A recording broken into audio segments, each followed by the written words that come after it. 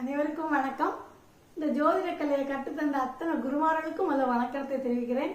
இன்னைக்கு நம்ம போடக்கூடிய வீடியோ என்ன தெரியுமாங்க, யார் சாபத்தால் புத்திர தோஷம் வருது அப்படிங்கிறத பார்க்க போகிறோம். பொதுவாக சாபம் என்னென்ன சாபம்லாம் இருக்குது, அதாவது சர்ப்ப சாபம், பித்ரு சாபம், மாத்ரு சாபம், சகோதர சாபம், பிராமண சாபம், அப்புறம் பத்தினி சாபம், பிரேத சாபம், இப்படி சாபங்கள் நிறைய இருக்குது. என்னென்ன சாபம் எதனால் வருது அப்படிங்கிறத பார்க்கலாம். இப்போ சர்ப்ப சாபங்கிறது பண்டெல்லாம் பார்த்துருப்பீங்களா, நீங்கள் வயலாங்கடைக்கு போகும்போது அங்கே 2 பாம்புகள் சேர்ந்து இருக்கும். அதெல்லாம் ராத்திரி விடிய காலில் பார்ப்பாங்க. பார்த்த உடனே என்ன பண்ணுவாங்க, அது அடிக்கணும் போல தான் தோணும். அப்போ அது என்ன செய்யும், அந்த பாம்பு நம்மளை பார்த்தோன்னா அது வாழை மட்டும் அடிக்கும். என்ன ஒன்றும் செய்யாத, நான் போயிடுவேன்னு சொல்லாத அந்த வாழை மட்டும் அடிக்கிறது. அப்போ இவங்க அதை வாட்ச் பண்ணாமல் அடிச்சிருவாங்க. அப்போ அடிக்கும்போது அவங்க வீட்டில் அந்த புத்திர தோஷத்தை கொடுக்கும். அது என்ன மாதிரி புத்திர தோஷம் கொடுக்கும், குழந்தை பிறந்த உடனே இறக்கும். இல்லைன்னா ஒரு யங் ஸ்டேஜ் வந்தோன்னா ஒரு 10-15 வயசு வந்த பிறகு ஒரு குழந்தை இறக்க வாய்ப்பு இருக்கும். அப்போ நம்ம கஷ்டமாக இருக்கும்ல, எவ்வளோ வயசு வரை வளர்த்துட்டு ஒரு குழந்தை இருக்கும். அது இந்த மாதிரி சாபத்தினால வரக்கூடியது தான். ஓகே, சரி. அடுத்தால பாருங்கள், பித்ரு தோஷம். பித்ரு சாபம் எதனால் வருது தெரியுமா, அதாவது அம்மா அப்பாவை போன ஜென்மத்தில் நம்ம கவனிக்காமல் அவங்களுக்கு தேவை சமயத்தில் அவங்களுக்கு சாப்பாடை கொடுக்காம இந்த மாதிரி இருக்கும்போது அப்போ அவங்க மனசார திட்டுவாங்க இல்லையா, அவங்களுக்கு தேவைக்கு நம்ம கொடுக்காம இருக்கும்போது அவங்க திட்டும்போது அந்த பித்ரு சாபம் நமக்கு வருது. அதனால நமக்கு இந்த ஜென்மத்தில் என்ன மாதிரி இது வரும். அப்போ அவங்க நினச்ச அம்மா அப்பாவுக்கு இப்போ நிறைய வீட்டில் பாருங்கள், அப்பா அம்மாவும் பேசிக்கிறதே இல்லை. அதை கூட அவன் சொல்ல, அப்பா இருக்கும்போது மகன் இருக்க மாட்டான், மகன் இருக்கும்போது அப்பா இருக்க மாட்டான்னு சொல்லுவாங்க. அந்த மாதிரி 2 பேரும் பேச்சு இல்லாமல் இருப்பாங்க. அதெல்லாம் அந்த சாபத்தால் வர்றது தான். அந்த வீட்டில் கல்யாணம் கழியாமல் இவ்வளோ வயசு போனாலும் கல்யாணம் இருக்காது. அந்த மாதிரி இருக்கிறதெல்லாம் அந்த பித்ரு சாபத்தால் வரக்கூடியது. ஓகே, அடுத்த மாத்ரு சாபம். மாத்ரு சாபங்கிறது அம்மாவை. அப்போ அம்மாவை ரொம்ப திட்டுறது, இந்த மாதிரிலாம் இருந்தாச்சுன்னா அம்மாவுக்கு நேரத்துக்கு சாப்பாடு கொடுக்காம இருக்கிறது, இப்படிலாம் இருக்குமா அம்மா மனசார அழுவாங்க இல்லையா, அழும்போது அந்த மாதிரி மாத்ரு சாபம் வரும். அப்போ அது இந்த ஜென்மத்தில் நமக்கு எந்த மாதிரி உள்ள இதை காட்டும்னு பார்த்தீங்கன்னா, இப்போ பாருங்கள் நிறைய பிள்ளைங்கள்லாம் பாரு, அம்மாவை பிடிக்காது, அம்மாட்ட பேச மாட்டேன், அம்மா அப்படி வெறுப்பாங்கல்ல, அதெல்லாம் அந்த சாபத்தால் வரக்கூடியது தான்.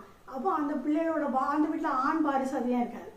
அப்போ பெண் வாரிசே கொடுத்து அந்த பிள்ளையோட வாழ்க்கை ரொம்ப நல்லா இருக்காது. மேக்சிமம் வாழா வெட்டியாக இருப்பாங்கன்னு சொல்லுவாங்கல்ல, வாழ்க்கை டிவோர்ஸ் ஆகி அந்த மாதிரியோட அமைப்பெல்லாம் வரும். அப்போ அம்மாவுக்கு நம்ம எப்போவுமே சாப்பாடு கொடுக்கணும். ஓகே, அப்புறம் சகோதர சாபம். அது எப்படி வருதுன்னு பாருங்கள். சகோதர சாபங்கிறது சொத்து எல்லாம் இருக்கும், ஒருத்தரே அனுப்பிப்பார், மற்ற தம்பிமார்களுக்கெல்லாம் கொடுக்கறது இல்லை. அப்போ அவங்களெல்லாம் கொடுக்காம அனுப்பிச்சிட்டே இருக்கும்போது அப்போ அவங்க சகோதரர்கள்லாம் திட்டுவாங்க. அப்போ அந்த சாபம் அனுப்பிக்கணுமா, அப்போ அவங்க என்னமா இருப்பாங்க, அந்த அனுபவிக்கக்கூடியவர் அவருக்கு ஃபேமிலி, அவரோட ரிலேஷன் எல்லாம் அவர் வரல தலைமுறைகள்லாம் அவங்களுக்கு ஒரு ஊனமற்ற பிள்ளைகள், அதெல்லாம் விபத்து வர்றது, இந்த மாதிரிலாம் வர்றதுக்கு வாய்ப்பு இருக்குது. அடுத்து பிராமண சாபம். பிராமண சாபங்கிறது எப்படி வருதுன்னா, இந்த மகான்களை, சித்தர்களை, சிவனடியார்களெல்லாம் நம்ம அவமானப்படுத்தியாச்சுன்னா அவங்களுக்கு பிராமண சாபம் வரும். அப்போ அவங்களுக்கு என்ன மாதிரி உள்ள இது வரும்னு பார்த்தீங்கன்னா, வீட்டில் ஒரு ஊனமற்ற பிள்ளை பிறக்கும். குருடாது, ஊமையாது, செவிடா, இப்படி இந்த மாதிரி குழந்தைகள் பிறக்கும். அப்போ ஏன்னு பார்த்தா எதுவுமே இல்லைன்னு சொல்லுவாங்க, ஆனால் பிள்ளை பேசவே செய்யாது. 15 வயசு ஆயாச்சு, 10 வயசா சின்ன பேசலன்னு சொல்லுவாங்கல்ல, அப்போ இந்த பிராமண சாபத்தால் வரக்கூடிய விதி. ஓகே, அடுத்து என்ன சாபம் பார்த்தீங்கன்னா பத்தினி சாபம். பத்தினி சாபங்கிறது மனைவியை சரியாக கவனிக்காமல், குழந்தைகளையும் கவனிக்காமல் வேற ஒரு வப்பாட்டியை வச்சுட்டு அந்த வீடே கதின்னு கிடப்பாங்க இல்லையா, அந்த மாதிரி உள்ளவங்களுக்கு மனைவி திட்டுவாளாம். அப்போ அவள் சாபம் போட தானே செய்வா. அப்போ அந்த சாபம் இந்த ஜென்மத்தில் நமக்கு என்னவா இருக்கும்னா, நிறைய பேரை பார்த்துருக்கீங்களா, ரோட்டில் வயசானவங்க சாப்பாட்டுக்கு இல்லாமல் அப்படியே கிடப்பாங்க, பரதேசியாக ஒன்றும் இல்லாமல் இருப்பாங்க பார்த்தீங்களா, அவங்களும் இந்த சாபம் வாங்கினவங்க தான். அப்படி கவனிக்காமல் இருந்தனால வாங்குறது. அப்போ அவங்க எல்லாரும் குடும்பம் பிள்ளைகள் எல்லாம் இருந்தும் அனாதையாக இருந்து போவாங்க இல்லையா, அது இந்த சாபத்தால் வரக்கூடியது. சரியா? அப்போ அடுத்த பிரேத சாபம். பிரேத சாபம் எதனால் வருது பார்த்தீங்கன்னா, இந்த பில்லி சூனியம் வைப்பாங்க தெரியுமா, அவங்க ஒரு ஆளை பிடிக்கலைன்னா அவங்களுக்கு இதை வைக்கிறது. அப்புறம் குலதெய்வத்தை மறந்துடுவாங்க. குலதெய்வத்தை மறந்தாலே இந்த பிரேத சாபம் வந்துடும். மந்திர சாபங்கள்லாம் வர்றதுக்கு வாய்ப்பு இருக்குது. அதனால் நம்ம அதுக்காக தான் இந்த ஒரு வருஷத்துக்கு ஒருக்க இந்த பங்குனி உத்திரத்துக்கே அந்த இது குலதெய்வத்தை வழிபடுங்கன்னு சொல்லி அந்த நாளை வச்சுருந்தாங்க. அன்னைக்காவது போய் நம்ம குலதெய்வத்தை போய் வழிபடணும். குலதெய்வத்தை யாருமே மறக்கவே கூடாது. ஓகே, அப்படி மறந்தவங்களுக்கு அவங்க எப்படி அவங்களோட வாழ்க்கை இந்த ஜென்மத்தில் இருக்கும் தெரியுமா, பணம் இருக்கும், ஒன்றும் சாப்பிட்ருக்க மாட்டாங்க, சேர்த்து வச்சுருப்பாங்க, அவ்வளோத்தையும் ஆஸ்பத்திரியில் ஒன்று கொடுப்பாங்க. நோயினால் அவ்வளோ மருந்துக்கே செலவாயிட்டே இருக்கும். அப்போ அந்த மாதிரி சூழ்நிலையெல்லாம் வர்றது இந்த பிரேத சாபத்தால் வர்றது.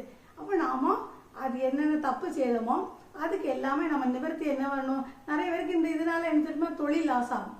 ஏன்னா தொழில் பிஸ்னஸ் நல்லா நடந்துகிட்டே இருந்திருக்கும், அந்த தொழிலில் நல்ல நட்டமாகிறதுக்கு வாய்ப்பு இருக்குது.